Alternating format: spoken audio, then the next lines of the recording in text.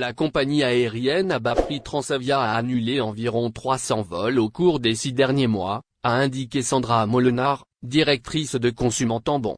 Les voyageurs touchés par ces annulations n'ont pas perçu d'indemnisation en raison d'une erreur sur le site web transporteur aérien. En effet, des dizaines de milliers de clients de Transavia, qui ont très probablement droit à une indemnisation, n'ont à présent rien vu venir.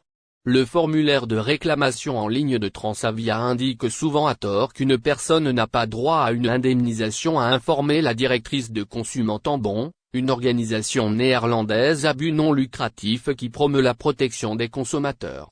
Les responsables du pavillon français sont sommés rectifier cette erreur, ajoute la dite association.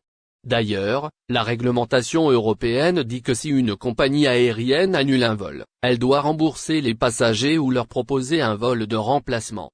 Aussi, si votre vol est annulé peu de temps avant ou si vous arrivez à destination plus tard, d'indemnisation ou avez également droit à une indemnisation pouvant aller jusqu'à 600 € par personne. De son côté, Transavia estime que la situation est surestimée par l'association de consommateurs. Selon le porte-parole de la compagnie aérienne, l'enquête a été menée sur la base d'un formulaire erroné. Cas de droit à une indemnisation. Dans ces conditions générales de transport, Transavia a informé ses clients des cas où ils ont droit à une indemnisation. Nous sommes parfois contraints d'annuler un vol en raison de circonstances exceptionnelles, indépendantes de notre volonté. On entend par circonstances exceptionnelles des événements tels que des grèves, des instabilités politiques, de mauvaises conditions météorologiques, des problèmes de sécurité au sol et en vol et des défaillances imprévues, peut-on lire sur la brochure.